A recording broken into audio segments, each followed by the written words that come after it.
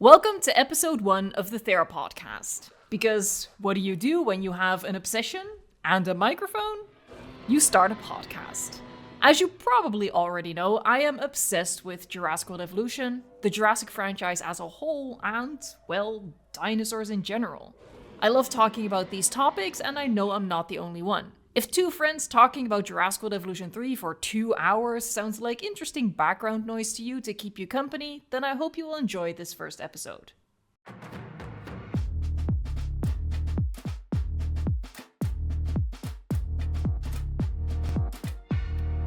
Alright, so for this first podcast, I am joined by Fletcher, one of my friends. Can I say that?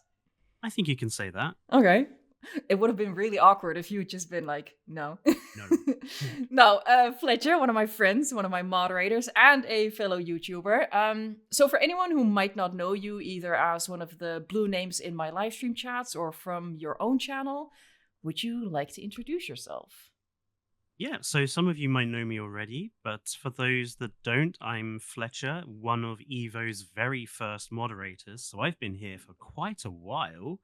And fellow YouTuber, as she said. I have a channel called Triclaw Gaming that I share with my two partners, and we play all sorts of games, but I mostly focus on the dinosaur stuff. So that's Evolution, but also the Isle, Prehistoric Kingdom, and I dabble in a few other games as well, like War Thunder. So if you like the sound of any of that, I would really appreciate if you gave the channel a look. And I do also want to take a quick moment just to thank Evo for agreeing to this, because we're a small channel, so compared to Evo, I'm a very small fish against a very big shark. So I just want to give Evo a chance to or give Evo a thank you for suggesting we do this, because it was her idea, and I'm looking forward to our conversation. I am too. Like I said, I'd consider us friends. And I just love talking about this stuff. So now we were supposed to record this around the launch of the game, but I had to cancel on you twice. I'm sorry about that. It's all right. No hard feelings. You did just call me a shark, though. A big fish compared to a shark. I think that's a reasonable simile. I'll just take it as a compliment and I'll swim with it. We're mostly going to be talking about the new DLC and the free update, because that's the most relevant right now. I also want to talk about the future of the game and what we have in mind for that. But at first, I do want to go back to the launch of the game. We had a couple of months ago now, wasn't it? Yeah, that's actually insane to think about. So we gotta rewind it a bit and really put our memory to the test here.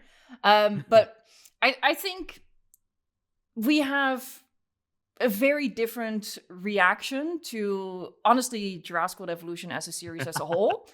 Very much so. But also like to the announcement of Jurassic World Evolution 3 and the marketing of that, which I think characterizes us as a whole. I think it's fair to say that we have a very different perspective. If I take like any nuance out of it, just for the sake of brevity, I'd say I'm very optimistic and positive about the game, whereas you are, again, oversimplifying, more cynical and negative. So I was immediately... Yes, I can be. Again, oversimplifying, right? Oversimplifying. So I was immediately like on board with the new game and giddy about it, but you actually weren't sure for a very long time whether you'd even get the game or not. No. So, I mean, I think it's interesting. I think we come from very different positions in gaming as well, because for me, I was playing these styles of games at the age of like 7. So SimCity 3000 was like the first proper management game I ever played. And I've played them all the way through since today. Mhm. And I think that's also a very big part of perhaps a little bit of my cynicism towards the Evolution franchise, because it's kind of games I've grown up with and developed with, and I think that was a big part of it. But no, I wasn't convinced until the Sunday before the game came out. And what is it that convinced you? Like, what what Well, what what was the selling point that sold you? it wasn't really a selling point that sold me. It was a stream I did with people, and I still have this. We built this chart. It was actually a suggestion from someone I know, and they were like, if you're not sure whether to do something, get a piece of paper, split it down the middle, put the pros on one side, the cons on the other, write down, fill it out, and then you have a visual representation of which side is best to go with. So I decided to do that in stream because I just hadn't been convinced by everything that I had seen up to that point. Um, and a bit of that comes from my cynicism because of Evolution 1 being such a disappointment for me. And then Evolution 2, in my opinion, after doing that massive 4-hour long review I did of it, the opinion was, well, it was fine, but it didn't do enough.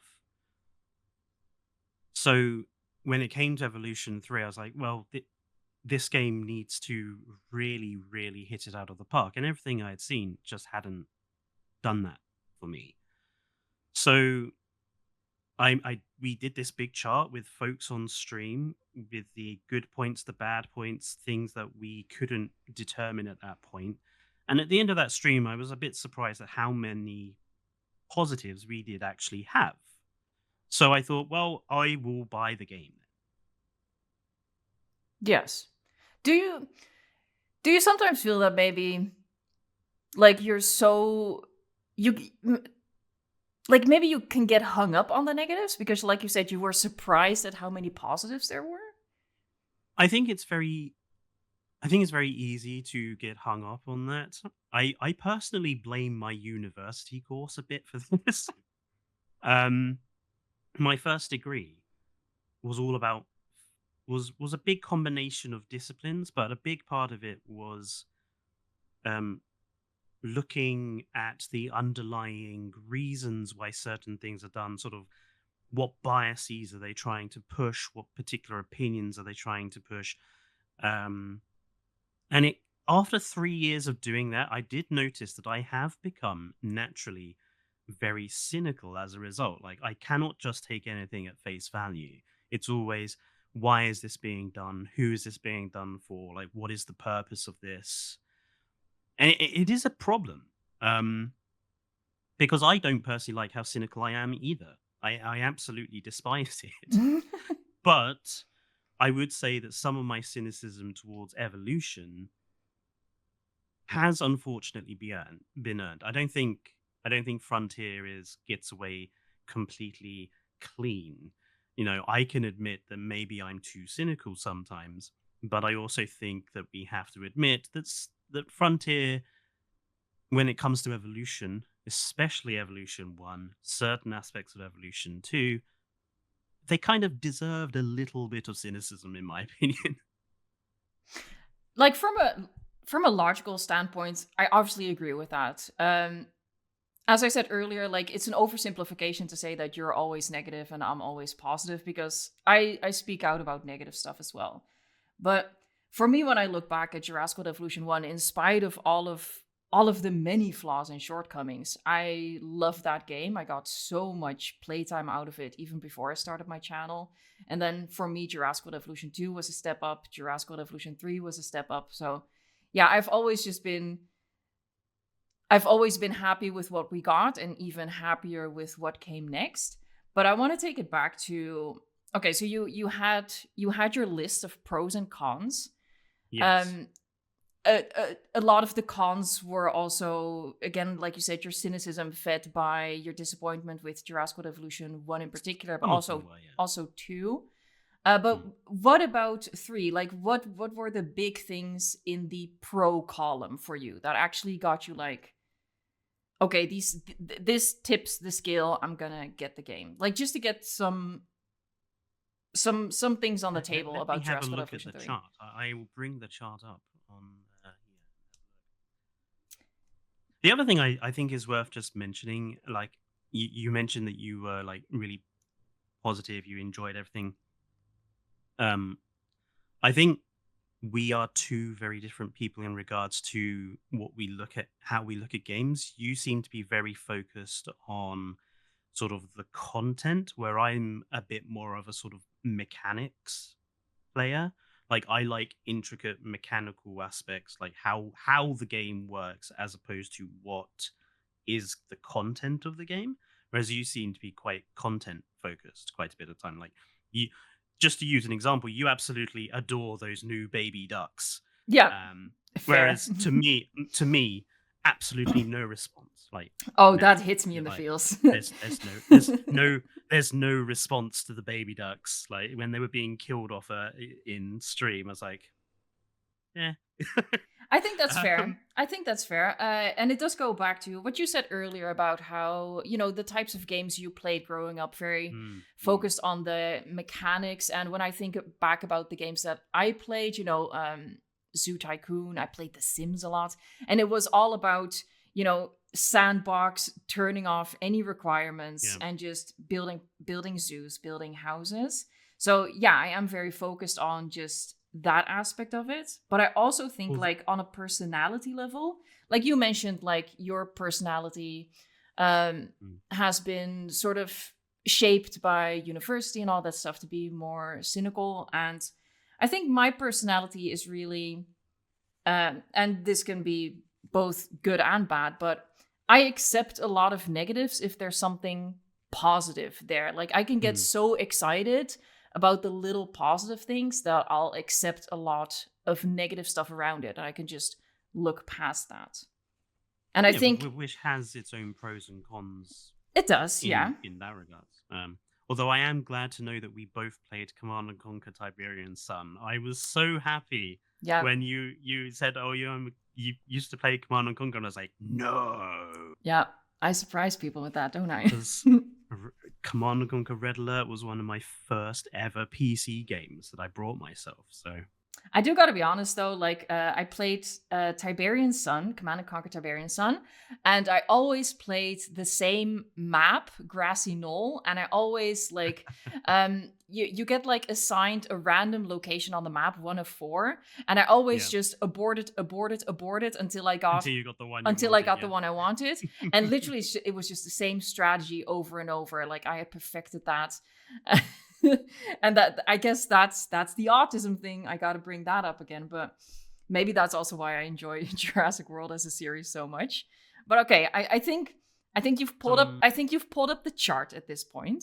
I have, yeah. So some big things that were in my positives. Yeah. So the gap between Evolution 2 and 3 is bigger than the gap between Evolution 1 and 2.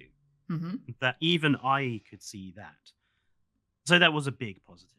Um the this was at the time we did the stream. So I had babies in here. I had pterosaurs being able to walk here.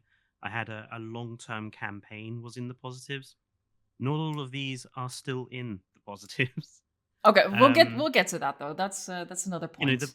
the balloon tour and canoe tour, focus on new attractions, that was quite important to me, because fundamentally one of my biggest issues with Evolution 2 is the parks all kind of felt too static, too stationary.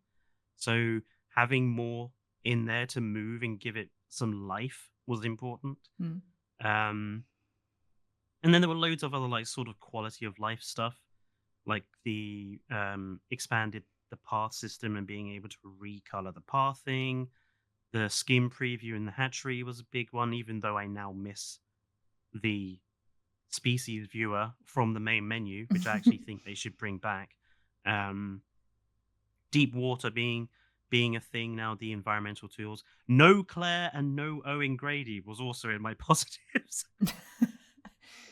Fair. I just came to hate them.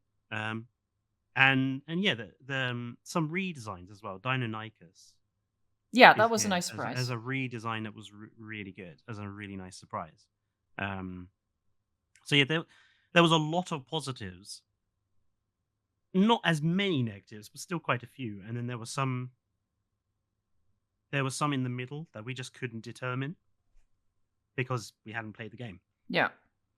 And what about, okay, so I think one of the things that was a huge I nearly said step up, but maybe that's sort of leading the conversation. Maybe I should say a huge change from Jurassic World Evolution 2 to Jurassic World Evolution 3 was the modular building. And we were both on the Oh, same oh, we were both on the same like mindset that we were really apprehensive about that for us very. personally and for like the game as a whole, like how that would affect the player base, how they would latch onto that. Um, Now, I do check in on your live streams quite regularly to bully you. Have Um, I said something that you no, noticed? no, just in general. But yeah, I like to pop into your live streams and say awkward things there. But you know, you've been building a lot I modularly. have. So what is your take on the modular building now?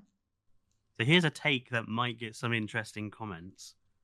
I actually think modular building is a really, really bad game mechanic.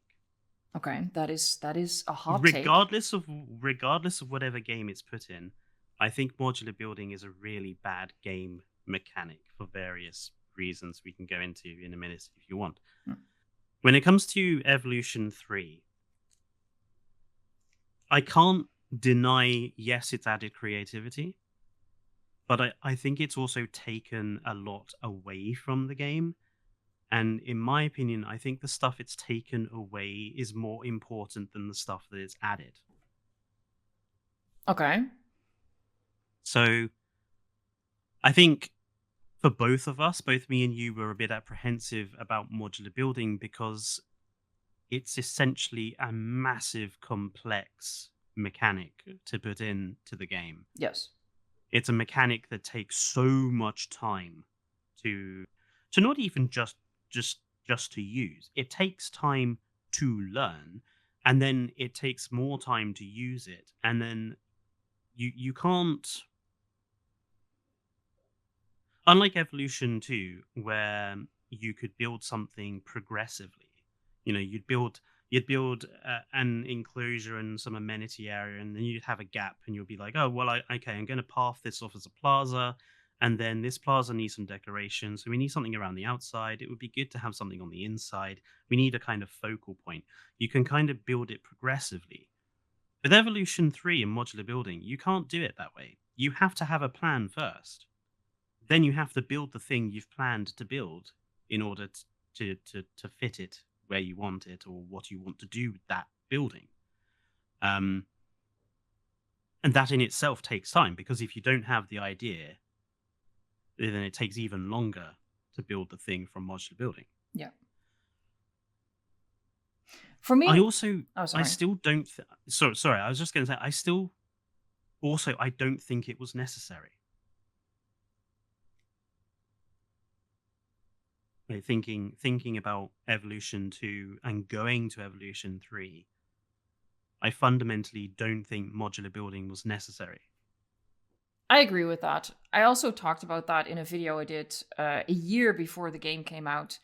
There is a huge space between the creativity that we had in Jurassic World Evolution 2 and the creativity that you have with Jurassic World Evolution 3 with modular building. Exactly. They could have landed somewhere in between there. They Hmm. really, like, modular building is quite the extreme.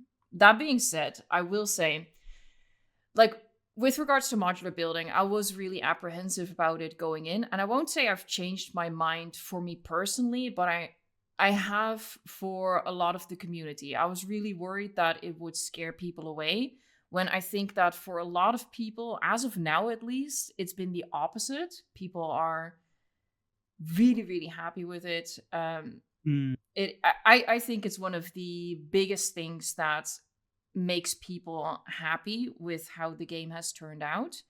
I think Um, it makes certain people happy. yeah, for sure.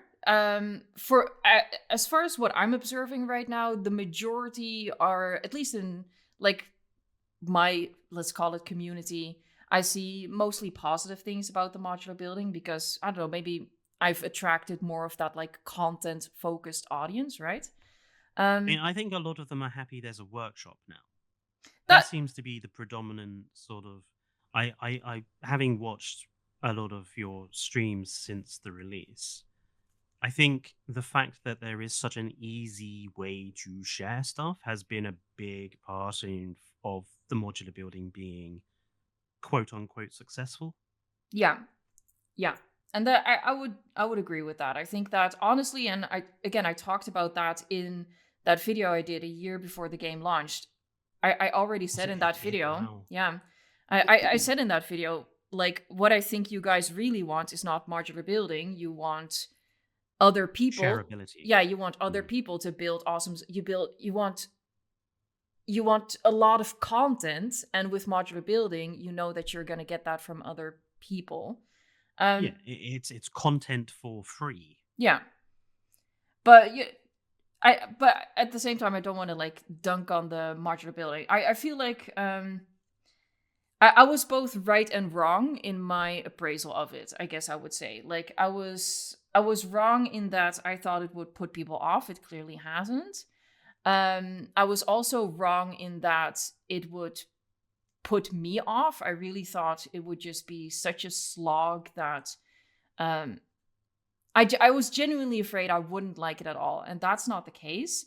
But I was right in the sense that from a content creation perspective, I am struggling with it. And that's Same. because like every new build has to be better than the last. Every new build has to be more epic than the previous. And the viewers' expectations grow at a faster rate than my skill level. And Yeah. that is I that is what actually I struggle with, because it's like like, okay, I enjoy playing the game, but there's like this pressure that I put on myself mm, now, because well, I'm not just playing the game and putting that on YouTube. I want to actually have some value to add, and I don't think I have value to add. And that is really like my main struggle with Jurassic World Evolution 3. And I was I one. actually had that thinking. Sorry, No, no, no, go I ahead. had that thinking sort of about a week and a half after the game launched, and there was already fantastic stuff, like next level architectural genius level stuff Yeah. on the workshop, and it really hit home that I had gone from being with Evolution 1 and 2 a really good builder to in Evolution 3 just being average, and that was really horrible. Yeah, I had the same thing, because that's from like not from like an ego perspective. Like, I'm fine with that if I build stuff for my own. But like for the channel, right? You want to add some value to the content, and I just felt like, wow, I have nothing to add. I mean, over Christmas, I'm going to try to show off some of my modular builds in some videos, just to, I suppose, try to get some.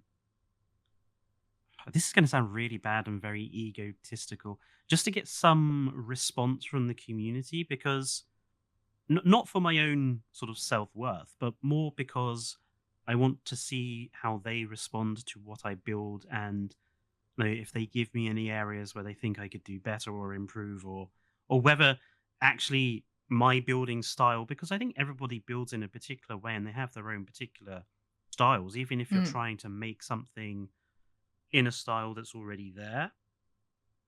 I think you still have your own unique take on it. So it's important for me to learn whether people actually like my modular building or stuff. Because if not, then I'm not going to mess around building stuff and putting it on the workshop essentially. Um, so yeah, that's going to be a project for over Christmas. But how would you play the game if you don't do the modular building? Well, I mean, I would just play with prefabs. I would just download stuff off of the workshop that I see that I like and just play like it was Evolution 2, which is what I'm going to do in tomorrow's stream on my channel. Is I'm just going to start a new park build in Sandbox, but build with prefab only Mm. and download stuff off the workshop that I think is good. Um, because I think it's, and this comes back to sort of why I don't necessarily think modular building is a good game mechanic, is that Oh, how do I word this? Don't cancel yourself. These Planet Zoo creators, which are mostly, I mean, there are some very talented community creators, I'm sure, in the evolution side, but I think a lot of the Planet Zoo and Planet Coaster players are the ones that have been putting out stuff on the workshop as well of a really, really high level. And Well, they had a head start with like well, yeah, for their sure. skill set. And I suppose there's an open question here: is um, can sometimes modular building feel like a chore rather than a game? Um, I've certainly felt that with some of my modular building, like the big my big din castle that I constructed, which was days of building over a couple of weeks. At the end of it, it felt like I was obligated to finish it because I had started it, and although I really like what I created, I certainly felt that towards the end it was becoming more of a chore than something I was doing because I was enjoying myself. So that's these big Planet Zoo creators that are uh, is just building stuff on modular building playing the game, which is sort of what my open question is. Like, if you just build stuff, is that playing the game, or is actually playing the game everything else and modular building not necessary for that? Well, I think this is something that we've disagreed on in the past. I think you phrased it as like the right way to play the game or how you're supposed to play the game. And I'm of the mindset that Yes. there is no right way to play the game. You know, if you bought it and you somehow get your value out of it, I think you're playing it the right way, however you're doing that. You know, if that means building after building, if that means making your dinosaurs fight each other, if that means watching the little baby ducks die, however you get your value out of the game, I think is valid. Um, and I mean, I don't think I would classify it as having a right or a wrong way to play the game. I think I would classify it as there is an intended way to play the game. Like, the developers have built the game assuming players are going to play it in an intended fashion. And yes, you can use the game in an unintentional way, like just building death arenas and stuff. But then my issue with that comes to, well, then who are the developers listening to when they develop the game further? Because if they listen to just the parts of the community that don't play the game as intended, then we end up with a game with problems, which has always been my issue with Evolution, is that Frontier, probably Universal more, but Frontier as well, I think, they they take I think they've taken a very wide scattershot approach to the games, and as a result, there's lots of little bits that were very easy to fix, but have ended up kind of ingrained in the franchise, like the complete lack of management mechanics in this management game. Giving that as an example of something easy to fix is maybe not entirely resonating with me.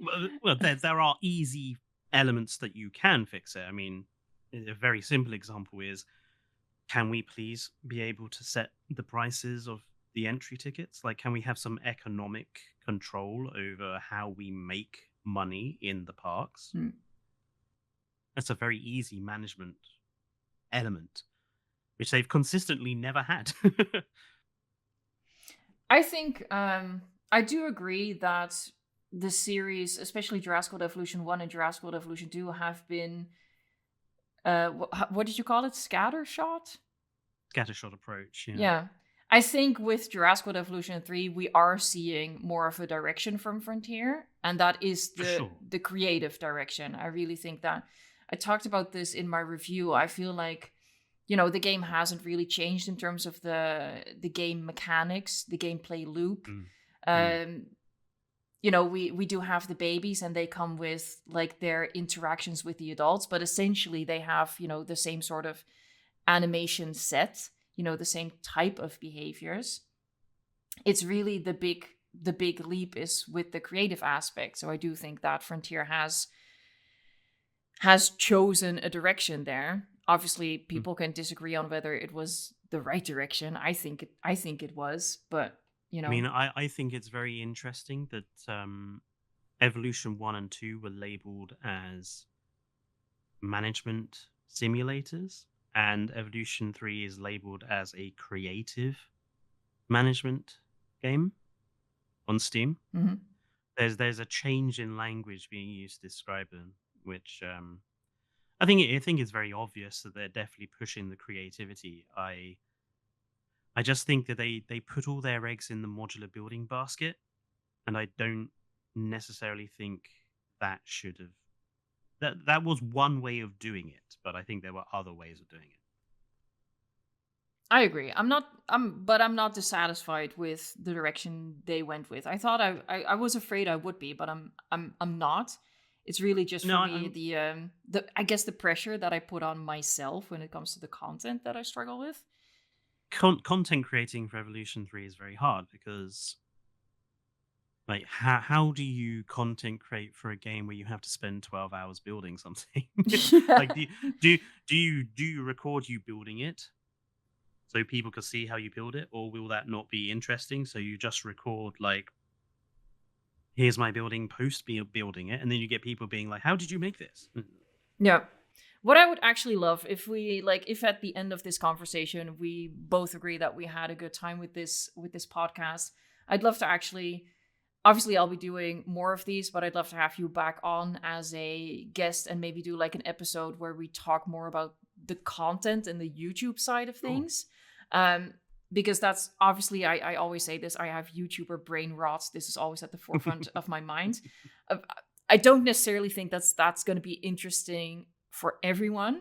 So No, but it's I'm definitely aware. part of the process, especially when it comes to Evolution, because that is, your channel and Evolution are quite inherently linked together, aren't they? So, Yeah, but so I'm aware that I'm the one who brought it up, but I'm also now realizing that I should steer the conversation away from the content aspect of it, and we'll save that for maybe another time for people who are interested in that to click on. So I'll for take sure. it back to like, okay, so we've already sort of shifted into like, the honeymoon period is over. The We've honey been period, talking yeah. about um how we've been experiencing the modular building for the past couple of months. Mm. But taking it back to like what convinced you to get the game, like the points you mentioned, have they held up? Do you Oh, that's a scary laugh. Do you okay, let me first start it out with like the most like clickbaity question, right? Do you regret buying the game? um, no, I don't regret buying it for a really important reason, and that is fundamentally, even if something is terrible, you can still get something out of it. Oh, that's so relatable. That's what my I mean, parents think of me. again, if we're just thinking strictly about content, something that is good, you get one video from it. This is what I think is good. But something that's bad, you can get at least two, if not more, videos from it. Because it's like, this is what I think is bad and why. This is what I would do differently. That can be two separate videos. So it's Oh. strictly from a content perspective. Oh no, the YouTuber Something brain rot has hit you hard. something that is bad is better for content. But I also think it's a lot easier to talk about stuff that you think can be improved. There, um, there's my favorite video game reviewer Yahtzee Croshaw. One of the things he hates is video games that are just okay, because you can't what do you say about a video game that's just okay? Um, you know, something that's fine, boilerplate, does nothing bad, does nothing great. Is the little rhyme that I ended up with in my Jurassic World Evolution 2 review. Um, so inherently something that's bad, even if you've spent money on it and you play it and you think, oh, this is not good. I've never regretted buying something not good because I think it gives me something to talk about. I can talk to other people about it. I can make content on it. I can write about it. I Sorry. I just it sticks with you. Like incident just earlier on, my housemate and his partner had just finished watching Jurassic World Rebirth, and we had an hour-long conversation about just ripping the film to shreds for all the bit things that it's done wrong. That wouldn't happen if if you regret watching the thing and you feel bad about watching it, you just want to forget it, as it were. So no, I don't regret buying Jurassic World Evolution 3. I think I brought it for the right reasons this time. I regretted buying Evolution 2, but not Evolution 3.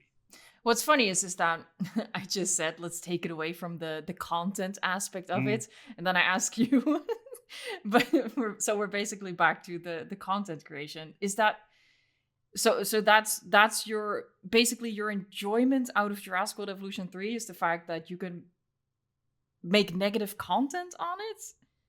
Not.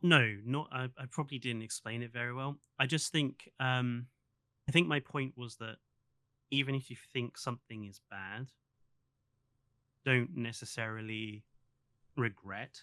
Try to find some positive in the negative. So you do. So you did think it's bad? No, but there are some elements of it that ended up going from the positive side of the chart to the negative side of the chart. Okay, so what are some examples there? So, everything to do with the babies, the breeding, the sexual dimorphism went from positive straight into negative. Okay, can you elaborate?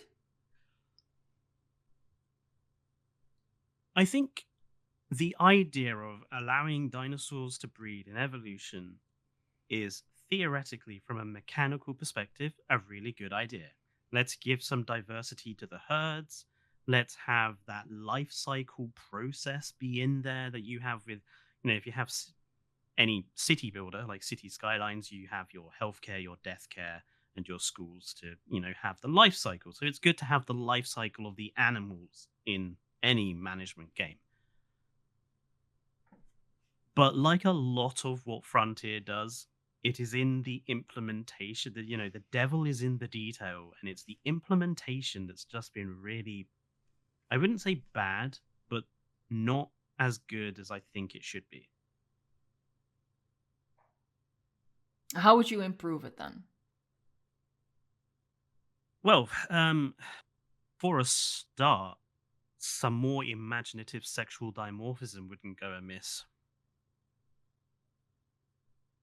I think too many animals, there's not enough difference between the males and the females to make it interesting. And if you think that with the way that this game has done males and females being two distinctly different models, for want of a different term, that's 1/3 of the animal models in the game. And if a lot of them just look identical to the males, then the question becomes, well, what was the point for me? And the babies, because that's something like you said earlier, like you don't care about the baby ducks. The babies just don't impress you in general. I think babies are very cute and very cuddly, and they get lots of squeeze and enjoyment. And it's certainly in your reaction to seeing the baby ducks was certainly very endearing. However, that's the biggest however. That's Go kind on. of the point of them. It's a bit like why prehistoric planet threatened the babies all the time, and it's why Walking with Dinosaurs, the story was mostly about babies, because you can emotionally manipulate the audience at this point. And this is my university coming out here. Yes, the very cute babies looked wonderful on all those Evolution 3 marketing videos. Look at how cute, big, anime-eyed babies. But when it comes to how the game actually, the gameplay of this game, the babies added in a huge amount of annoyance, is the only way I could describe it. It got to the point whereas in campaign, I refused to have breeding in any parks unless it was necessary. And once the breeding objective was done, all nests got deleted instantly because it was that frustrating a mechanic to me. Okay. Now, certain species, they breed too much too fast. Now, if you think about what allowing animal reproduction in any zoo or park building game, the purpose is to counter death spirals, which people who play management games know very well. It's like when you build a park, because of the natural way we build parks, you'll get to a point where suddenly, after about a couple of hours of playtime, everything dies. And Evolution 1 was certainly like that. There Yeah, are yeah. entire When the first dinosaur started dying, you got that you like, knew it's coming. It it's started. the death wave is coming, and then you're stuck in this like constantly re-adding animals. So the idea of having babies is you don't have that problem because the adults naturally breed, and then when they die, you've already got the replacements. In Evolution 3, it doesn't quite work like that. It's animals breed even more, breed to the point where the enclosure is absolutely bursting with animals, and then they stay alive for another hour and a half, and then you get the deaths. Like, the animals don't die off quick enough to counter the rate they reproduce. It would be a relatively easy fix. They just need to lower the um the the position when the animals stop breeding. It just needs to be lowered for quite a lot of animals. But there are some. Edmontosaurus breeds like a rabbit. Can I give like a counter perspective here? Because I feel like, Sure. how do I say this? I think maybe it's not necessarily the correct assumption that babies were introduced to counteract the death spirals. I Hmm. think babies were introduced, and this can be a frustrating or disappointing thing, like, ooh, I didn't want that. But I think babies were introduced, to be honest, largely for the ooh, ah, they're so cute factor. Yeah, the Q factor. But I think they were purposefully introduced to add the management annoyance, frankly, of having to deal with all of these babies and having to constantly balance the enclosure. And, obviously, there is something to be said there about, well, that's not fun management. But I personally think that that was the angle. We're gonna you're gonna have your Edmontosaurus breed and you're gonna be busy doing missions for us, and then oops, you weren't paying attention, and now your Edmontosaurus are pissed off because they have too many babies, the babies aren't happy, all that stuff. I certainly think you're onto something there because you've got the new engineering mechanic or the engineers mechanic, which again felt to me that this is another attempt by Frontier to add what they think is management. But I wouldn't say the Frontier don't know what good management in a park building game looks like, because with Planet Zoo and Planet Coaster, they're spot on, more or less. I think it's probably Universal's interference on the back end that's doing this, which is something we just can't determine. But I think somewhere somewhere in there they think that these elements are management, when they're not really. um, like the mechanic outpost system, that's not management. That's sort of mobile video game button tap in. That's not really what management is, because if it was management, it would actually be a lot more complex than what it is. It's very simplified elements that they think is management, but not actually necessarily management for me. Okay.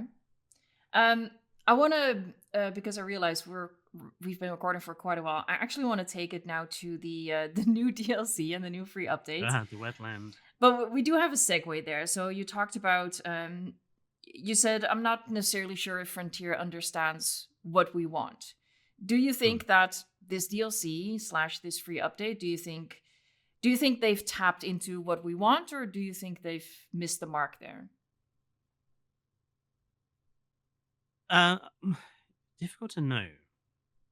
Like the Wetland DLC, if they're using this DLC as a prototype for how they're going to do future DLC, I think it's a good way of doing Dinosaur Pack DLC. For years, I've always maintained that they need to diversify how they do DLC, because fundamentally, dinosaurs. You can add all 800 known species of dinosaur into your video game if you must, but actually, that's not the biggest part of adding to the game. It's everything else. Dinosaurs are nice to have, but it's actually everything else that's kind of better. So fewer animals, better quality animals with some side stuff, like whether it's modular building components or maps or stuff like that. I think that's a really good way of doing Dinosaur Pack DLC. Mm-hmm. But I don't think the Wetland Pack overall succeeded. Yeah, I agree with this. This is actually something we talked about in our moderator chat earlier. That like the amount of content and the type of content is good, but this specific DLC has some really good stuff and some, I would say, disappointing stuff. And I don't think that it particularly went down. I think there's sort of three different groups of people when it comes to the DLC response. You've got the ones that are unhappy because a dinosaur has been cut from it, because all they see is the dinosaurs. You've got the group that are unhappy because the cost has gone up, because they don't attribute value to the modular building stuff. Yeah. And then you have the group that's more or less happy but thinks one of the animals was a worthless addition. I definitely wouldn't say it's worthless. I know I've been dunking on Hipsy, and in turn I've been dunked on. I should like give a little bit of more context for what I just said. Like, I don't think the DLC is bad or anything. I think it's a good DLC. No. I think it's just, what I should have said is I don't think it quite nailed it, you know? There's like I mean, so I had written down here like 3 ways I would have improved that pack, like a really simple way, a sort of middle ground way, and a much harder way. And for me, the simple way to improve that pack was to just allow all of the animals in it to use deep water. Yeah, that's the Hipsy, literally my thing. If they'd just done that, I would have no remarks. Like, that would have taken, I think I said in my review of that DLC, if they had just made every dinosaur swim, it would have gone from a 6 out of 10 to a 7 out of 10. That's the value I would have placed on that. In the middle ground, I would have replaced Hipsy with a different dinosaur that again could use deep water. Shatungosaurus I had written down, because again I think that would, a swamp animal, I think, would suit Shatungo. And then on the upper level, Shitango? Shatungosaurus, yeah. Shitangosaurus? Do you mean Shantungosaurus? Shantungosaurus. That's because I put a typo in my notes and just read it as it was. And then obviously the more difficult option, which everyone wanted, was a swamp puppy. in the form of probably Dinosuchus. Hmm. I don't think it was unreasonable for people to expect a crocodile when you make a pack that is so very, very obviously aimed towards American swamps. Yeah, yeah. I think Um, the theme of it, like when they announced the pack to us as content creators, like within 10 minutes of knowing the name of the pack, I knew all three species of the pack. So I didn't spend 3 days. that's quite. I didn't spend 3 days like getting attached to something. But I Mm, totally get that for like the viewers. If you saw the wetlands theme pop up and you saw that like Florida/Bayou style, like I totally get the expectations there. And that's just I don't think it's bad that the DLC didn't go in that direction, but I it's think they it's missed an opportunity. it's just an example of how it's just not it's they could have done something so perfect there and they just didn't. Mm. And this leads me on to sort of how the game is going to develop in the future, because this was a really obvious place to put a Dinosuchus. Mhm. So if they didn't do it here, like what's are we going to have like a swamp pack V2 to add a Dinosuchus, or would they add it in another Cretaceous aimed pack, or would it be in a lagoon aimed pack? I'm of the mindset that, we don't necessarily need a croc in a themed pack. It No. could just be, for example, like let's look at Sarcosuchus as a different example. I personally think that there's a really high chance that we're going to see packs like Australia pack and Africa Oh, for pack sure. because we don't have a lot of dinosaurs from those regions. And in terms of like the scenery items, those are just perfect themes.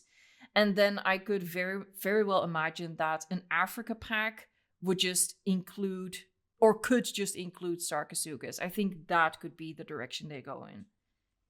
I mean, I have written down here as well. Like a lot of people were quite critical of the increase in price, and I can understand why. And I think Frontier could completely solve that in terms of marketing if they just released like a short 10-minute video on their YouTube as a sort of behind the scenes, this is everything that goes into creating a new animal for the game. Like just show people how it works and how it's done and how much is involved. And then I think people might be less annoyed about having to pay a quid extra for one fewer dinosaur. I love that you bring that up actually, because that's exactly what they showed us when we were invited to come to the Frontier office. So it was just a handful of us. We came to the Frontier office, and they basically had like different department heads gave a presentation. You know, the lead animator talked about all of the steps that go into animating a dinosaur. The sound designer came in and he broke down the sound design, like all of the different recordings that go into making a dinosaur's vocalization. And it Mm, was really interesting, and it really puts into perspective, for one, how much work goes into it, but also how yeah. much passion goes into it, because you could really see like on their faces just how into it they are. Obviously, like this is their craft, right? And I don't think Frontier gets enough credit for that. And I No, would and I would love it if they would like publicly do that. Yeah. mm, good, because I think it would be a good way of connecting to the community as well, I think beyond just releasing DLCs. it's never gonna please everyone. Like some people Oh are yeah. just not gonna be interested anyway. But I think that for a lot of us, yeah, it will be really interesting to see the process that goes into that. For example, for like let's say for a dinosaur like Hypsilophodon, like I don't mean to keep dunking on it, but as I've pointed out, it doesn't have quite the wow factor of the others. But even something like Hypsilophodon, a lot of work and love goes into that. And No, for I'm sure that a lot of work went into bringing it to the game, and I'm sure Frontier are probably not blind to much of the kickback that it's gotten. And I'm I'm sure that actually probably I'm actually isn't. not even sure that the hipsy kickback is a thing. I think I thought shit would hit the fan when Hipsy was announced, and that hasn't been my experience. Honestly, I think there was a big wave of disappointment of oh, it's not a croc, but then once that subsided, like most people are perfectly happy with Hipsy. Hmm. I mean, I remember going onto Reddit the day that it was announced, and literally the first two posts were the same picture, but one post was basically why the heck is this being added, and why are we paying for this? And then the picture underneath it was like, oh, this is great to have another small, like the dichotomy of those first two posts that came up was it's just a perfect microcosm of Yeah. the Jurassic World Evolution community.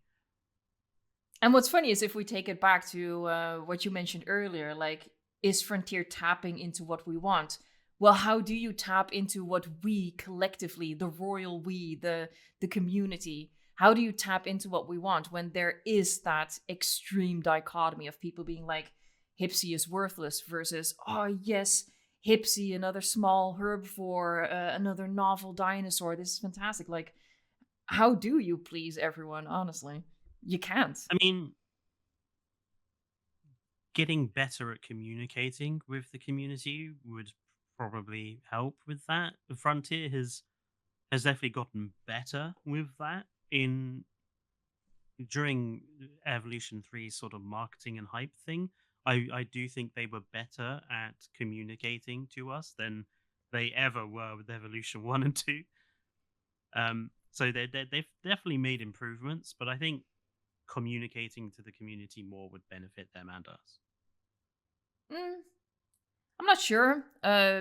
Maybe nothing springs to mind, but like the only thing I can think of now, which yeah, I saw that looming over my head when they announced the pack to us as creators. Like they were gonna announce Hipsy last. I think that was a misstep. I don't think in terms of anything else, I don't Mm. think their communication has been an issue or their marketing of the pack and the DLC in particular. I just think they probably should have done Hipsy on the second day. But other than that, Maybe. how would you say that then they should have improved the communication or should for the future? Um, it's difficult to say, but I do find it very odd that there are some really often requested animals that have been requested since Evolution 1's days that have never come to the game. And I just find that a bit weird. It's like Universal has given them a list of dinosaurs they're not allowed to put into the game Who because there knows? were Who some knows? really, really highly. I mean, Plateosaurus is one that's close to my heart, but I do see other people mention Plateosaurus. Yeah, it's very Um, popular. Argentinosaurus gets mentioned quite a lot. Hapsiogopteryx was getting mentioned from the minute we knew pterosaurs were coming to Evolution 2. People were going Hapsiogopteryx. And it just seems very odd to me that these really highly requested animals seem to be avoided. Like that Evolution 2's Park Managers Collection. Mhm. Um they marketed it as these are really highly requested species. Now the megalodon, yes, very highly requested. Everyone wanted the great big shark. But Thanatos Drake, I hadn't even heard of Thanatos Draken No, until same. it was announced in that pack. Yeah. Segisaurus, who was clamoring for Segisaurus? Now, No, all Sigisaurus the I see. Like from the novel angle, I definitely saw those comments, like the um, novel dinosaur collectors. I can see their reasoning there. I mean, I don't think I ever saw anything about Segi before the Park Managers Pack, but that might just be me not looking hard enough. But I I certainly see think everything. it's I'm in your true. walls. I certainly think it's true to say there are some dinosaurs that are requested a lot more than Segisaurus had ever been requested, or for that matter, Hypsilophodon. Like the novel canon defenders can defend it as much as they like now, but I don't remember ever seeing this much clamoring for it before it was announced. Like they're No, they're they're using the novel canon status to defend its implementation, but before it has been mentioned, no one was clamoring for it. no, So people more asking generally. People were asking for novel dinosaurs, not Hipsy specifically, but obviously that's included in that. And people like there's always fan bases for every group of dinosaurs. So oh, small for sure. Like herbivores, they're on that list. I think it would be like going back to Thanatos Dracon instead of Hatzegopteryx, for example, Patagotitan instead of Argentinosaurus. That feels very purposeful, and I think it would be very interesting to like tack onto what we said. Like we would love to see behind the scenes if they would also mm, go into the thought process there. Like, hey, we had a choice here, or maybe not a choice because Universal put their thumb on the scale. I don't know, but I mean, obviously Patagotitan they wouldn't be able versus to say if they Argent. had. What? Obviously, they wouldn't be able to tell No, us no, if no, no, no, Universal no, had no, no. told They them wouldn't that be able to say they that. wouldn't But be. I mean, like, Patago Titan, I think, was because Patago Titan was here in the UK a year before Evolution 3 launched. Because me and Fallout and Dane went to go and see it in the Natural History Museum.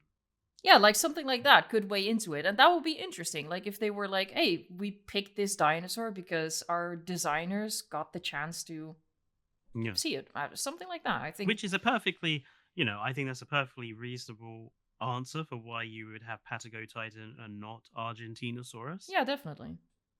But if you don't explain why, then it looks really bizarre that you just avoid what is probably the most famous of all of the sauropods other than perhaps Brachiosaurus. Argentinosaurus is one of those dinosaurs that is very, very well known for obvious reasons. So to not have it is strange.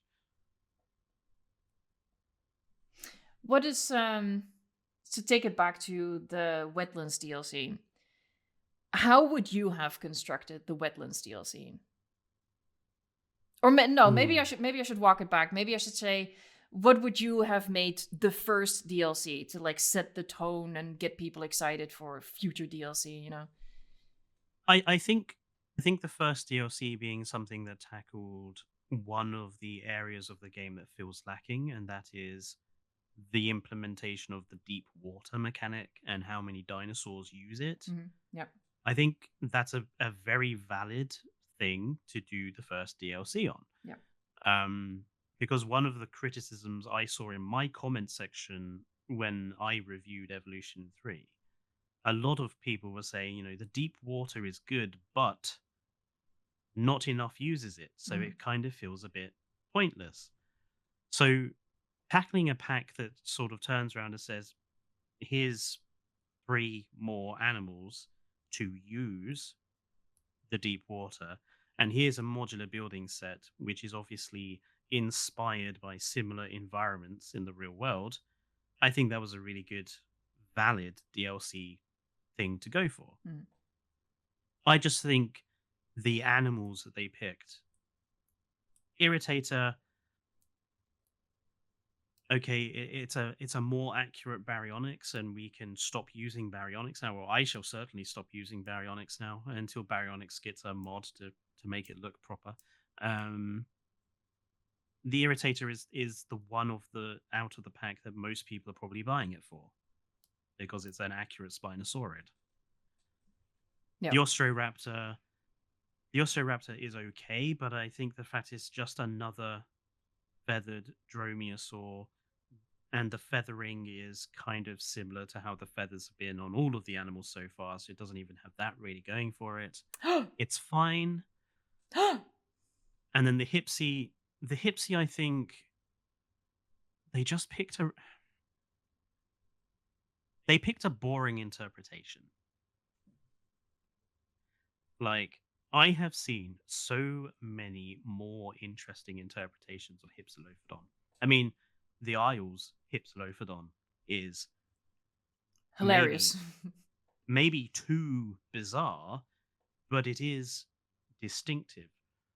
And this I think that this comes back to what I said earlier about like adding more and more dinosaurs is not going to be improvement if those dinosaurs aren't diverse and interesting. I mean, I've heard you use this word in your videos, but we need diversity in the roster. And I think people see diversity as just more. Yeah. No, diversity is we need different sizes, we need different designs, we need imaginative designs for those dinosaurs that are maybe more boring than others, and those dinosaurs that have natural, interesting features, like my beloved Amargasaurus, they're the ones that need protecting and should have been. Cutting Amargasaurus from Evolution 2, for me, was a really fundamentally stupid idea. And Because Huayangosaurus, I remember. Hwango, I loved Hwango because its skins were some of the best. But I accept one of those three stegosaurs. Well, some of those stegosaurs had to go.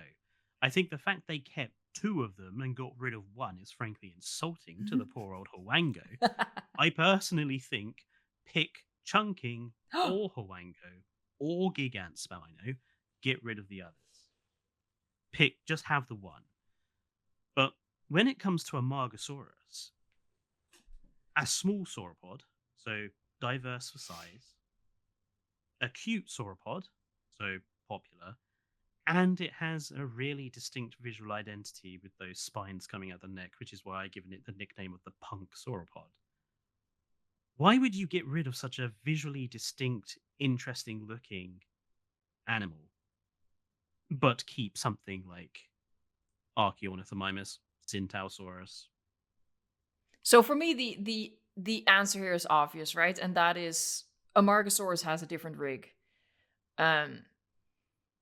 It Yes, but became it's obvious they've copy and pasted quite a lot of the animation rigging over. So I'm yeah, not but even that's sure not it. that's easier said than done. Bringing a dinosaur over from one game to the next, especially when you factor in that you then have to make an entirely unique baby for it. So, True. as initially when they announced like what the roster size would be, I went into it thinking, okay, they're gonna be selective in what they pick. When it progressively became clearer that they're filling up the roster with dinosaurs that are quote unquote a little bit easier. Like Mm. Archaeornithomimus is just Struthiomimus, Gallimimus, all of the groundwork there was already being done in Jurassic World Evolution 3 for the babies and stuff like that. So, as much as we can say that we don't like that, I do see why they went that route. Yeah, and that's a valid reason. And Amarga's coming back for free. For free, thank God. Like, I am so looking forward. Like, if anyone wants to see how I will be positive about evolution, wait until I probably end up squeeing at how cute baby punk sauropods will look like. That may be the, you know, Evo has her duck babies. It will be Amargasaurus babies for me. Will probably be the ones that I will defend with my life because I love the Amargasaurus. But yeah, it's this then I think that touches on the wider topic of um how gaming now is very much a release it now, fix it later process, and sort of for how long should a game be um supported? Because that's one thing I was actually going to ask you, because I saw a lot of people in yesterday's stream you did talking about how they're wishing or hoping that Evolution 3 is going to be supported for like the length of time Planet Zoo has, sort of 4, 5, 6 years. Hmm. And for me, there does come a point where a game has too much DLC. Like Planet Zoo, I think, is at that stage where I personally feel there is too much DLC for it. I mean, I was thinking that before they announced Planet Zoo 2, but I do think there's a point where s- the cost racks up a little bit. It does. I mean, But you know that I that is a choice that you make as a oh player, yeah, it's a and I very think personal choice. if we Mm, look at Planet Zoo, that's been going on for 7 years at this point. You know, I think 7 years. Wow. the people who are still playing that are the people who are super invested, and then you know they will happily spend money on DLC. Like if you've left something for that long, yeah, you're gonna buy those DLC. I don't. Mm. I do agree that there is something there. There's too many DLC. There's DLC too often. There is such a thing as letting the game more and more content longer. But I honestly feel like something like Planet Zoo is probably the sweet spot, like 6, 7 years.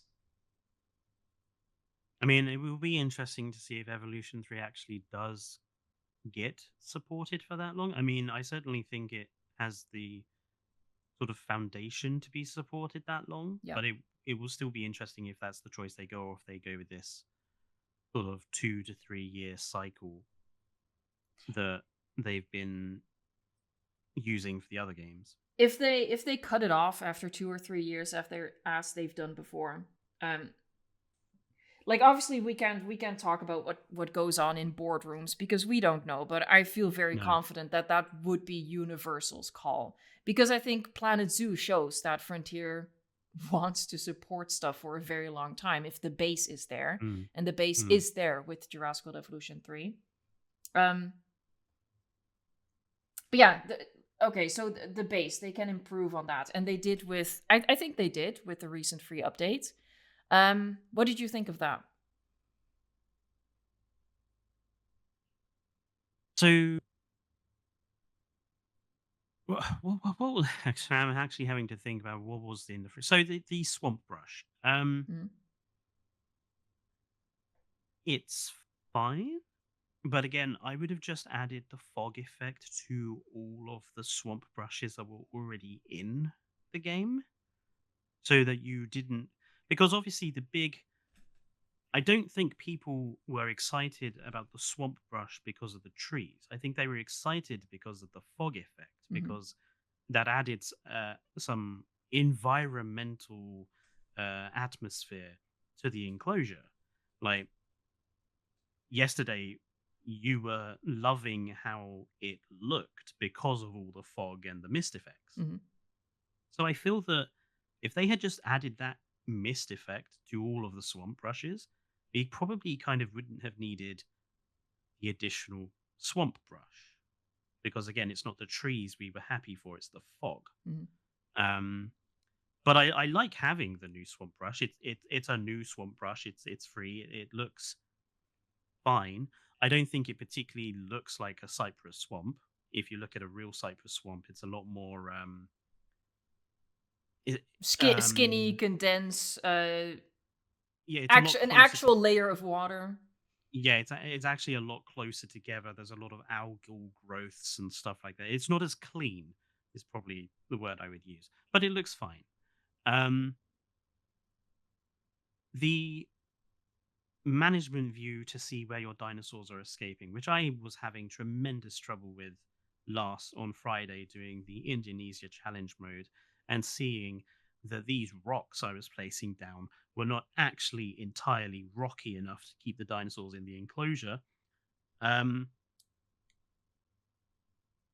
that possi it's not possibility, it's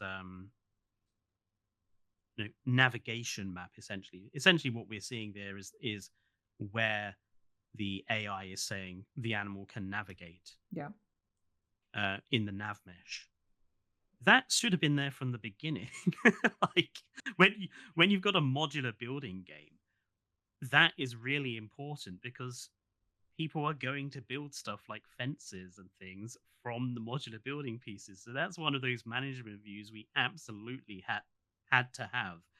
I'm glad we do now actually have it because it's really, really useful to see where all these perfectly positioned rocks are not actually stopping animals escaping. So I'm glad we do actually have it now. Um, the Dinocaris is obviously the big draw. You know what? I'm gonna say something probably out of left field. For me, it's as much as I love the duck. For me, the big thing about the update is the expansion of the island generator. Actually, Oh yeah, that's an interesting one. I haven't, obviously because I haven't really started a sandbox build yet. I haven't really focused much on the island generator. I am glad that we do have some additional features going into it now because now it's not just a modern reinterpretation of a system from 20 years ago. Now we're actually evolving, pun intended, but beyond that system and we're improving it. mm-hmm. We're adding the option to choose your biome. We're allowing you to build on the beaches. So I think that's all good. I think I would like to see some extra features come to the maps because it would be nice to have the generator be able to place proper rivers, waterfalls pre-placed for you. Because a big thing for me and building on a map is what are the natural features that are already there which I can use. I don't necessarily go into a map thinking, right, I'm going to put this feature here and this feature here. Like, I actually quite like using the stuff that's already there. So I hope we get some more improvements, but it is improving, and I think that is a really good thing. Um, but the duck's an interesting one because some people have used the duck's inclusion as a sort of excuse for saying, "Oh well, we're going to get all the DLC animals from Jurassic World Evolution 2 for free." Clearly, Yeah, I've seen that like as well. I've seen some wild speculation, and I actually fully agree with your uh, theory that the duck was not always going to be free. I completely 100% agree with your theory. Well, that's interesting because I don't even 100% agree with my theory. I said that in my video. Like, I think there's a good chance that it was supposed to be in the DLC, but I also think there's a really good chance that, when Frontier announced that, oh, all of the base game dinosaurs are coming back, very purposefully omitting the DLC animals. I think there is a very good chance that they were always planning on giving us some of the DLC animals for free. They just, for For sure. starters, didn't want to set any expectations on how many that would be. And Yeah. second, they wanted that to be a surprise because this was a surprise to be sure, but a welcome one. So I think there is a very high chance that that was just the case. I So mean, those DLC animals, those are a stock of gifts that you can feed into a community. It's always useful to have gifts like the John Hammond statue and the zip line and those Jurassic Park themed pieces we got for Evolution too. It's always useful to have some things to give out for free just to keep the player base on side. And with those cut DLC creatures, they now have, I think it's what, 13, 14, something along those lines, DLC animals that they can give us for free. They don't even have to make anything. They don't have to come up with what the gift is going to be because they have a stock of gifts right there. It's like Santa. When you go to see Santa at the supermarket when you were a kid, he's just got a big sack of pre-selected stuff there that he can just give out. Well, obviously, work still goes into like the baby Oh, aspect of it. obviously I the feel like work will go that's into it. this isn't directed towards you, but I do see this a lot. Like, oh, it would have been. I see this a lot. It would have been so easy. Just give us all of the dinosaurs. Why not? And I think people really underestimate how much time and effort goes into like the baby models and specifically the baby animations. Um, Oh, for sure. I mean, I've seen. You could say the same thing about all the people that claims, "Oh, this could have all just been a DLC for Jurassic World Evolution 2." yeah.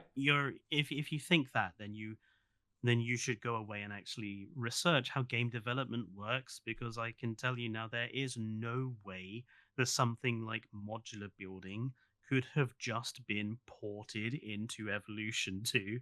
There's just no way. No, no, I drew the comparison in stream yesterday, I think, with the Isle.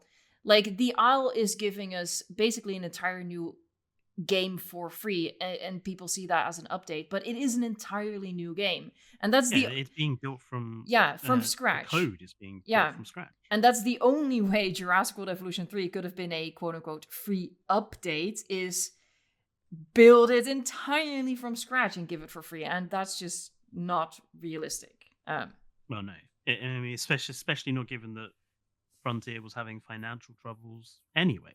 And Universal wants their cut, so Yeah, and we can assume that's probably quite a hefty cut, knowing how corporations can be. especially Universal. Well, yeah, Universal doesn't allow anything past their sneaky eyes, do they? No. Like, it still made me laugh that they copyright claimed one of my videos for using the Dominion DLC trailer that Frontier made. I was like, what? The sneaky buggers. I was like, that is a next level of cheekiness. Coming back to like the free updates, the free dinosaurs. We talked about this. We talk about people listening. Me and Fletcher talk about a lot of stuff. We do.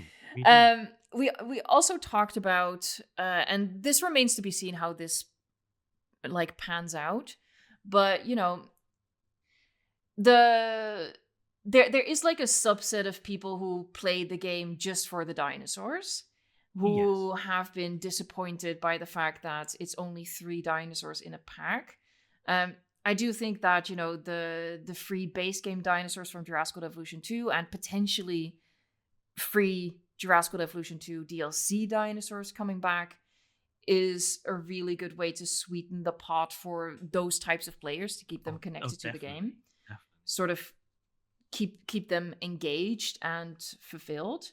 But what else do we think they could/should do with free updates moving forwards? Like, what are some gaps or some pain points that you're seeing that you're hoping to be fixed or filled? Strangely enough, one of these is in regards to the modular building, which I spent some time earlier on slagging off. So I'll actually now defend it. There is one problem I have with the modular building elements that they included in the Wetland DLC, and that is the ropes. Okay. Rope is such a basic material and so useful to have for building. Like, if you want to do a rope fence, you need your ropes. If you want to make something out of wood, rope tends to go with that. You need ropes if you want to make cranes. You need ropes if you want to build like fake enrichment items, like I've done. It's one of those like really, really basic materials. Yeah, I agree. And Yeah. it's been locked into a paid DLC. And there are so many workshop builders who are going to build stuff with the ropes. And no one is going to be able to use them if they haven't brought the DLC. So I think one thing they could do with free updates is put into the modular building system some really, really basic elements that everyone can get for free that are going to be really, really useful for everybody to have. Curved glass pieces, for example. All the glass is straight. Could we have some curved ones? Um, I would make sure there is some chains and some ropes that are freely available for everybody because they're very basic elements that everyone would like to have. Um, just add some free module. It doesn't even have to be that many. Just some would be better than nothing. Um, because I think it's a bit unfair to say, oh, if you want this rope fence, you're going to have to go and buy a £7.99 DLC for it. But wouldn't it also, on the flip side, be unfair to later add it for free to other people? Wouldn't that, like, I after the fact, devalue the pack a tiny bit? Because obviously the rope is just a tiny bit. I mean, I think after a certain point in time, I think it would be fine to give some for free. Like, I think a year down the line, it would be nice if they just said, right, we're going to add some, not all, but some of the bits for free for everyone to use because we've made our money off this DLC. Um, so let's move on. I I'm a immediately see a problem there because once people catch once you on to start, that, yeah. people are going to be like, I'm not going to buy this DLC until a couple of months or even a year down the line and see what they add for free from this DLC and then decide if I still want to get the paid portion of it. It's obviously a very consumer first perspective. I mean, I'm also of the perspective that DLC should get cheaper a year or so down the line. I think it's completely unreasonable for DLC to stay the same price from its launch to 5 years later when the game is dead and out of development, but you're still charging the same price for DLC. I think it's completely anti-consumer. That's a good But point. I can also understand it's it's a very consumer first position that is difficult for a corporation, especially one working with another big corporation, to take. Um, I think the other thing that free updates should do, and this is actually one thing I think they should do sooner rather than later, is give us back the lagoon decoration pieces that are missing from inside the lagoon. I don't understand why they've been cut out. Yeah, like the clumps of coral reef. Yeah, the clumps of coral reef, the clumps of rock, the sunken boats, the like, why are they missing? And I've been trying to figure out actually why, because the damage that Evolution 3 has done to the lagoons, I'm trying to figure out, or I've been trying to figure out, sort of why has that ended up happening? Sort of like, was it just a time factor, lacking the development time, the people to do it?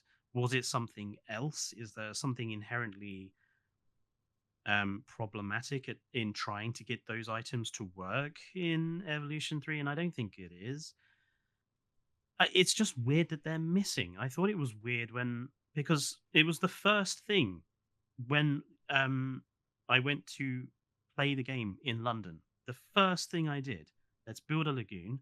Let's put a lagoon animal in it. I want to see what the lagoon decorations are like, what the lagoon animals are like, because the lagoons are kind of my baby. Like, I was making Evolution 2 videos on lagoons like pretty much straight away. And I just think it's really bizarre that they're missing. So it would be really important to have them back, I think. Because yes, you could say, well, people can just go onto the workshop and download stuff. Well, that's fine if you have a permanently stable internet connection. Or that's fine if you want to spend hours trailing through the workshop to look for stuff. But surely people should also be able to just plonk down pre-built decorations that we knew were there. It's not like there wasn't any. Mm-hmm. They were there.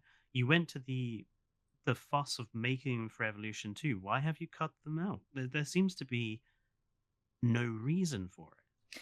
I personally see it as a small oversight, and I do want to emphasize small oversight. Oh yeah, it's a very small area. I don't think it's a big issue. Like the phrasing you used just a bit ago, the damage that has been done to the lagoons. I don't see any damage being done. I just also don't see any improvements with the lagoon that we were hoping for, aside from what the modular building brings into it, which I don't want to underestimate because the modular building like as a byproduct, I think does a huge service for the lagoons. But it would It have been it nice does. for if we get more freedom with the shape of the lagoon. um the watercolor would have been nice, natural lagoons, stuff like that. But I personally see that as an area for future improvements, and I certainly hope so. I think free updates are a perfect way of doing that. Yeah. Um, but thinking about the people that just want dinosaurs, obviously, giving animals for free is obviously going to appeal to them. But I do think more behavior. Like, this is something I've been consistently critical of evolution about from evolution 1, 2, and now 3. The animals still feel like they don't have enough behaviors. Like, we have all this wonderful muddy wetland now, and not a single dinosaur has a rolling around in the mud animation.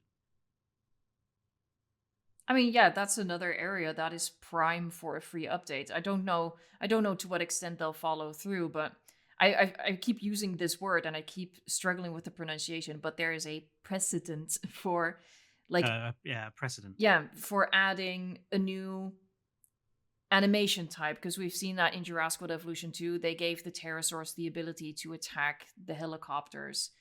Yep, and I mean, in evolution 1, they gave the ability for our dinosaurs To to lay sleep. down and Yeah. sleep.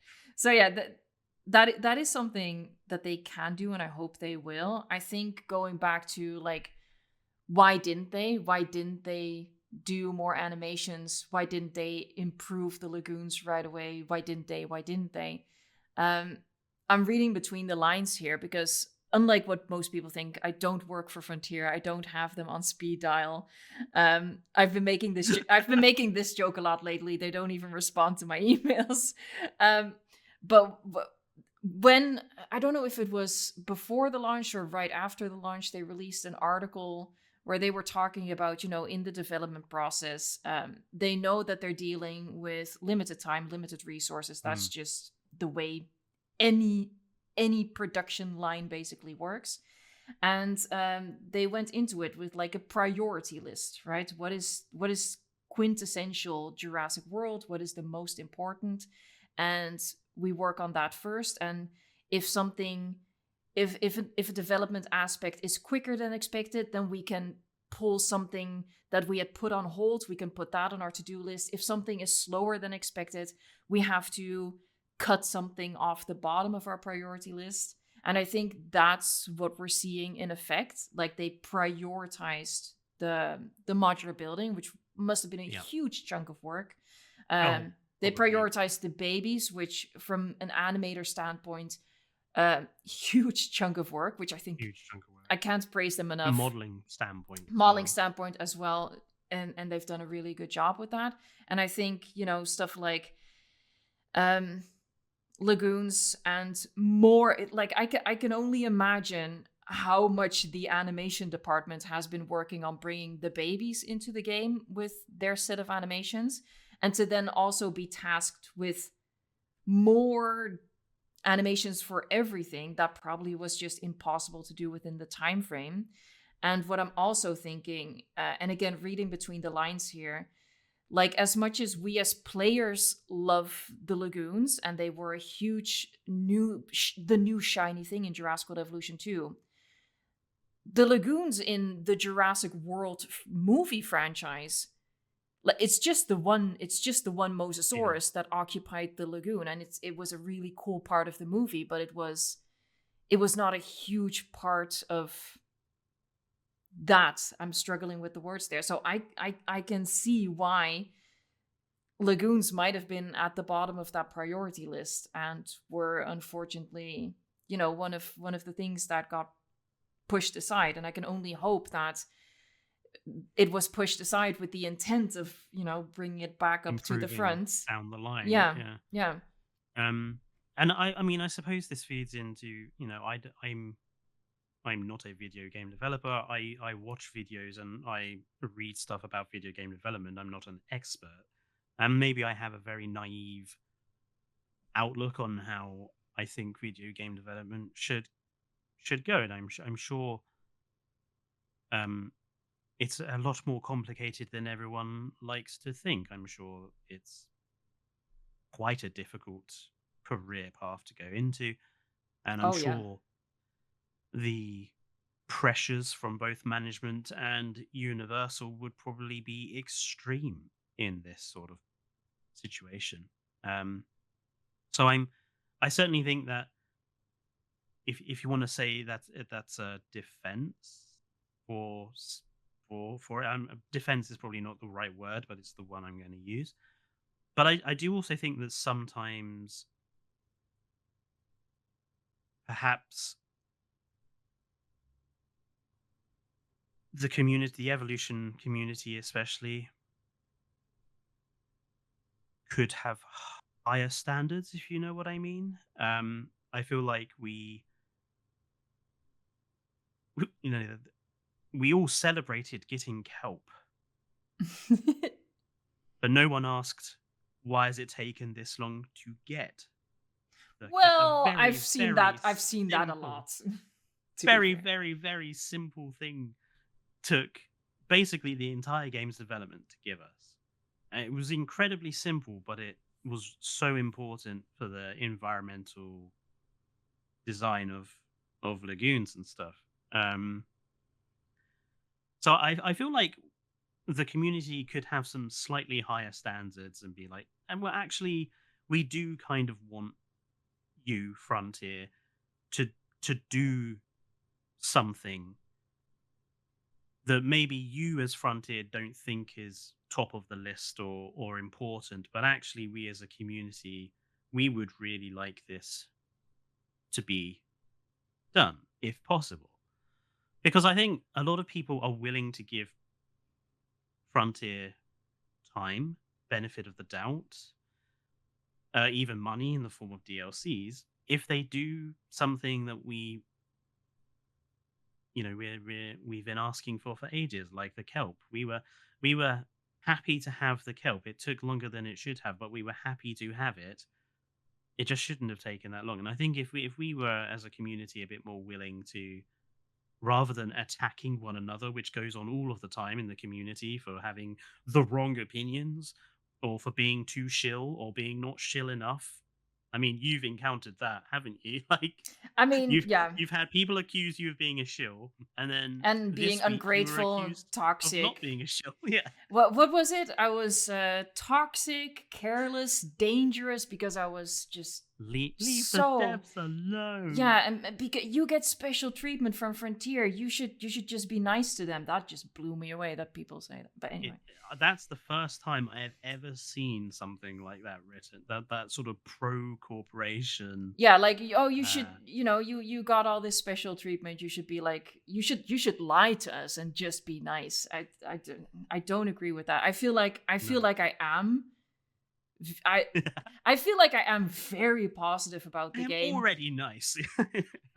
But like we can say this facetiously, but I am very positive about the game, and You are. I am I think that's nice good. about Frontier. I even when we were supposed to have this talk initially months ago, I even said to you, like, when we go into this, I would prefer if we don't use words like lazy to describe Frontier, because I Yeah. vehemently I'm against that. They're not lazy. They're passionate, they're hardworking, but there's this corporate structure that goes into something like this, right? So I feel like I'm pretty positive, but I also feel like um I am and should point out stuff that I don't like. But at the same time, But what you mentioned about standards, like I don't know. I don't know if I see it as a standards thing. I think people do have standards. People just have different different standards. standards. Mm. People want vastly different things out of the game. And for me personally, like I said, um, I accept a lot of things that I don't like or don't care as much about if you just give me something that I really really really love. Um, but predominantly, I think a community as a whole is just impossible to please. And I think, oh god, and here I come again with like the YouTuber brain rots. But Evolution community is very hard to. no, but like we as YouTubers can see that for ourselves, right? Like we make a video and we literally see people walk away from one video with two different perspectives. Like I make a video about an upcoming DLC, and I have one person calling me a shill and a suck up, and another person saying you're not sucking up enough. And that's Frontier is dealing with that as well. They put out a DLC and they have one group of people saying Hipsy sucks, and you have one group of people saying Hipsy is the best thing that has ever happened to me. So it's I don't think it's a standard thing. I think it's a personal preference thing, and it's just impossible to juggle. And I've gone on a tangent and forgot where this was supposed to be going, but we were talking about the free update. I mean, I think obviously the one thing we haven't spoken about yet is how Rebirth is going to be handled, which was the last question I think on your list anyway. Yeah, you had that on your own list. So just for people listening, this conversation has been very off the cuff, but we did have some points we wanted to hit. So launch of the game and our response to that, the current DLC, the free update, and the Rebirth content and how that goes into it. So, I mean, I think it should probably be an expansion-sized DLC. I think if it was just like the Camp Cretaceous thing that we got for Evolution 2, I think that would be a mistake.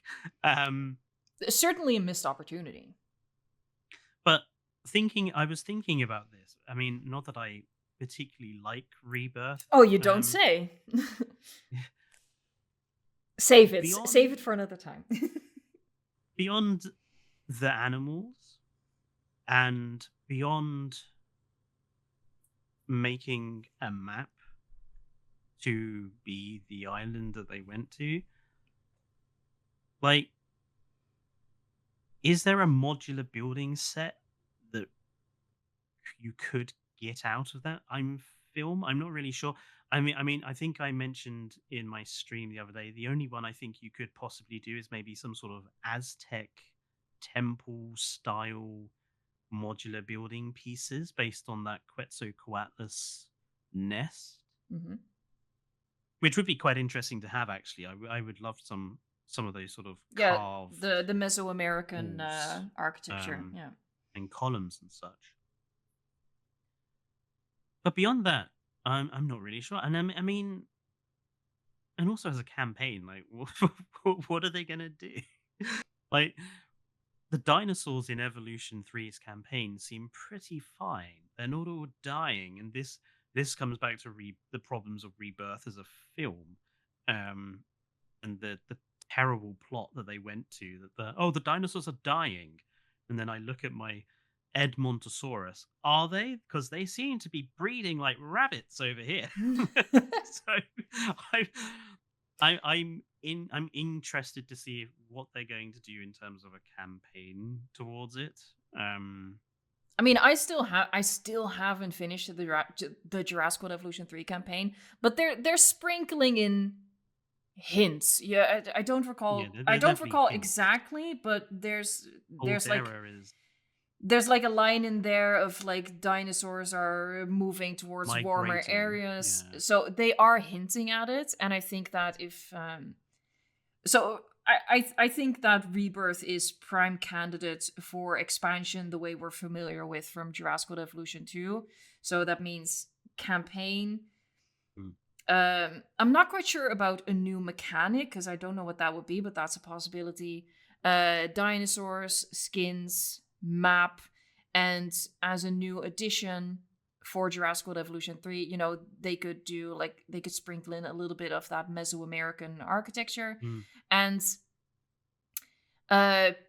pieces, but maybe more importantly, blueprints based on the movie, that they Yeah. provide us with. So I definitely see expansion content there. And in terms of the campaign, they can be a little tongue in cheek with the canon there, because the games have never been canon.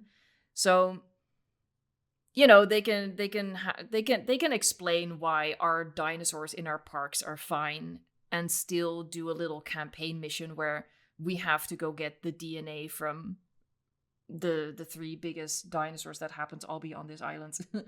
uh, I don't see anything prohibitive there to stop them No. from going that route. No. It will be one of the most useless DLCs for me because D-Rex and Mutodon will never ever be in one of my parks ever. I will never have them. I So, mean, like, those particular two will be pointless content for me, but that's not necessarily a bad thing if we get the Rebirth Spino. and Although the I Mosasaurus, that's what I'm excited for. I really hope the Rebirth Spino is going to be a model variant, Yeah, but I suspect it will just be a skin to start with. Okay, people listening. Okay, Fletcher brought this up to me. I didn't even consider this. So I was thinking about the Rebirth DLC in terms of, we're gonna get the Spinosaurus model and we're gonna get the Mosasaurus model, and I'm gonna go all googly eyed at all the And different then I skins that we, punctured the balloon. and you just went right in there, and you just, I was at the top of a staircase and you sort of hooked your foot behind my ankle and down I tumbled. Because you brought up a very valid fact, or possibility, I should, not a fact, a possibility, that they might just give us, 4 Spinosaurus skins, which are all like that muddy, yellowy tone with just different stripy bits going on.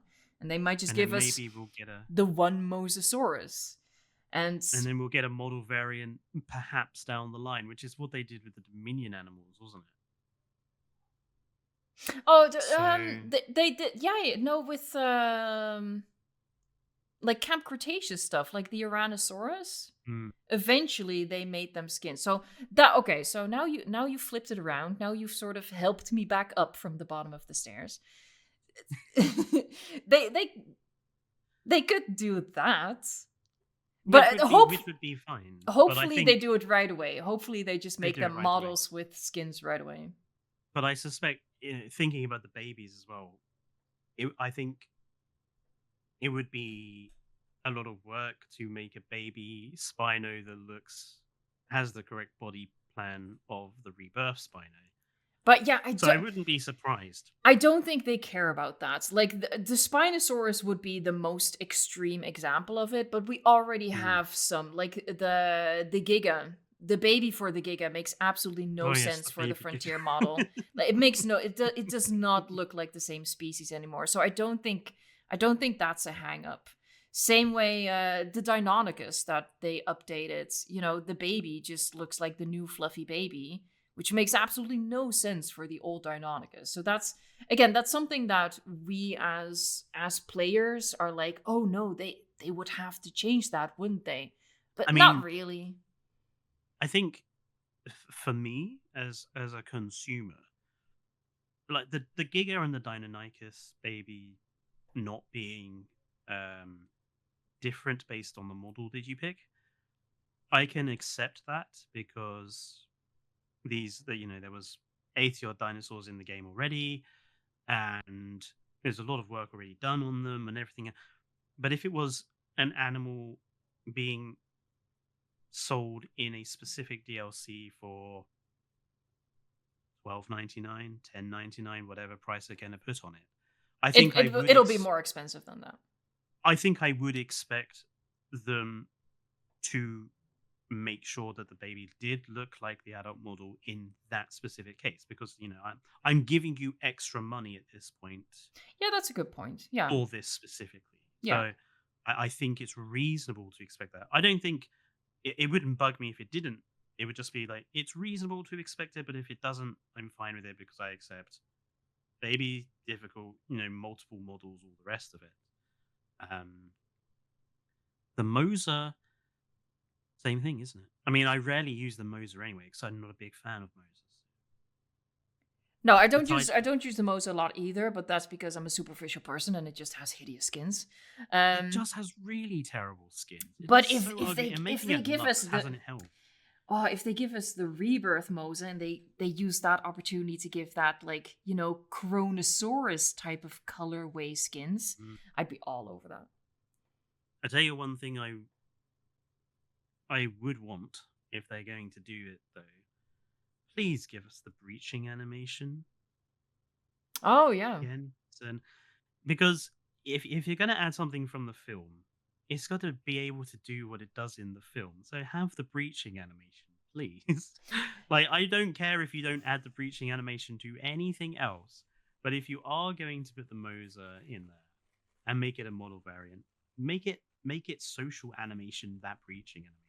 Like that would be a nice excuse. But as soon as you said, "Oh, the animal should be able to do what it does in the movie," I immediately went back to Jurassic World Evolution 2, the Pyroraptor. Pyroraptors. And people were there was like a split there. There was a group of people who were like, they're never gonna add the Pyroraptor because if they do, it needs to swim. It needs Swim. to bring this new mechanic because we don't have that yet, so they're not gonna do it. And the other camp was, ooh, we're gonna get Pyroraptor, which means we're gonna get swimming dinosaurs, which means we're gonna get deep water. And I was like, bro, no, it's gonna be in between. They're just gonna give us the Pyroraptor and Yeah. period. And that's what But from now it can swim. now it can swim. But in Jurassic World Evolution 2, they even went a step further, and it was aquaphobic, the Pyroraptor.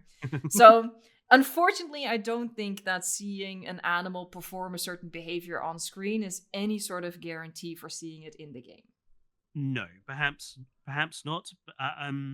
But I think in that specific case, it was unreasonable to expect them to do a massive change like deep water because again, that would have been hell to patch into Evolution 2 because you would have to Yeah. fundamentally change how not just the environmental tools worked, but you'd have to change how all of the inherent animals that were already there interacted with that new Yeah. environmental feature. Whereas here, like we already have the lagoon. The lagoon animals already have socials, so it's not like you would be doing much to make it have that animation. No. It's just rig the animation up and have some particle effects when it leaves the water and hits the water. It's nothing as difficult as say, oh, let's have some sort of system where you can fade the land into the lagoon, and then let's have it so lagoon animals can grab dinosaurs off of the land and drag them into the lagoon. Yeah. Really creative, imaginative, wonderful idea if you want to see dinosaur carnage. But from a game development perspective, the amount of change and coding and stuff that in itself would require would be huge. So it's It would be huge, completely yeah. unlikely to happen ever. Here's hoping, though. Here comes the optimism again. The optimism, which I do I know I like to take the mickey out of you sometimes because you're like that eternal optimist. Yeah. But I do think it's you can't just have negative people and you can't just have positive people. You have to have both sides because it's only in the middle when those two sides talk and debate and share opinions and ideas that interesting stuff happens. If everyone just agrees with everybody else, nothing will ever change. Oh, for sure. Yeah, and we all have different voices, and I cannot stress this enough to like people listening. Like me and Fletcher, really, especially in Jurassic World Evolution 2, we had vastly different opinions Very on that different game. opinions. Very different opinions. And if I'm allowed to say, and you can ask me to cut this out later, we even had a bit of a spat about that at the time. Like We did. you were like I know. you are being so positive, and I was like, but you are being so negative. And I think that's healthy. And honestly, It is. Fletcher, we are a role model here because We are. we How two we people can disagree yeah and still be friendly with each other. yeah we genuinely had like a big spat about that, and it's I mean, fine. Like I would say in regards to that though, that was also primarily because of a spat I had with another YouTuber who'll go unnamed over Evolution 1. And it was that was part of the whole thing as well. But Yeah, that was a very long time ago now. Yeah, but like, we can all share our opinions, and we can all disagree, and we can all just move on. Yeah. Debate and discussion Yeah, exactly. is, you know, just because people disagree doesn't mean they can't be friends. And it also Is- doesn't is mean the way to do it. that someone is wrong. If you No. if you disagree about something, that doesn't mean one person is wrong and one person is right. It just means you like your things, I like my things, and that's so different for everyone. And it also doesn't mean, you are more intelligent, you are more stupid. It's really just it really just comes down to personality, I think. It does. But then we have such, we do talk a lot in the Discord chat that you share with us moderators that keep an eye on your streams.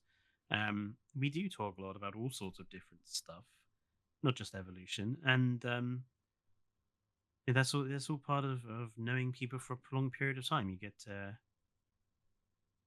sharing points of view. Just one of those natural parts of that, I think. Sharing a whole lot. Indeed.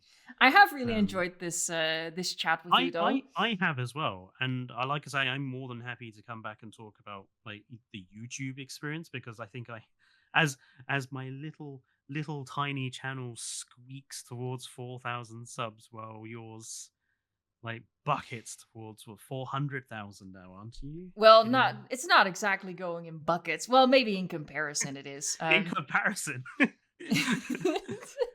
But yeah, but that doesn't even factor into it, right? That's not we both went into this this podcasty thing with the same mindset. This is not about the views.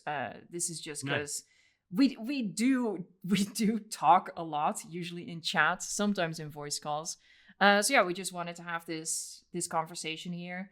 I wanted to not just have this conversation personally, but also do it as content for the channel, because I do think it's important to show that, for me to showcase, for example, maybe a different perspective on Jurassic World Evolution, because again, my perspective is always gonna be predominantly positive. So give a platform to a different voice, and also, yeah, just to showcase that we can all have discussions about our own wants for the game, and we can engage in that in a productive manner, I think, or at least entertaining to us. Like this is entertaining to me. Very entertaining. To I love to talk and discuss about all sorts of things. So, yeah.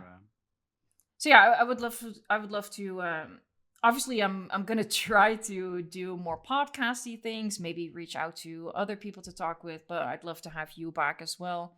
And definitely. pick a different topic, like we can talk about the YouTube side of it, the struggles of being at my size and the struggles of being at your size, and there's like greater dinosaur media that we can get into.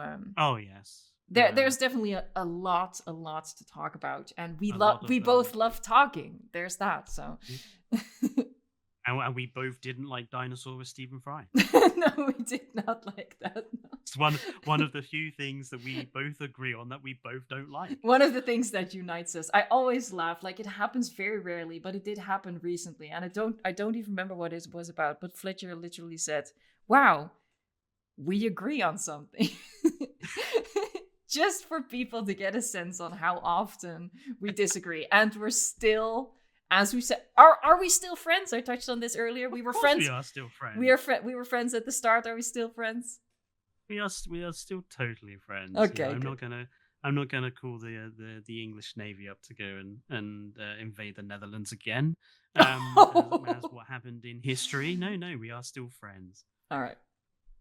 Then we've reached the 2-hour mark. So do you have parting words for me or for people listening?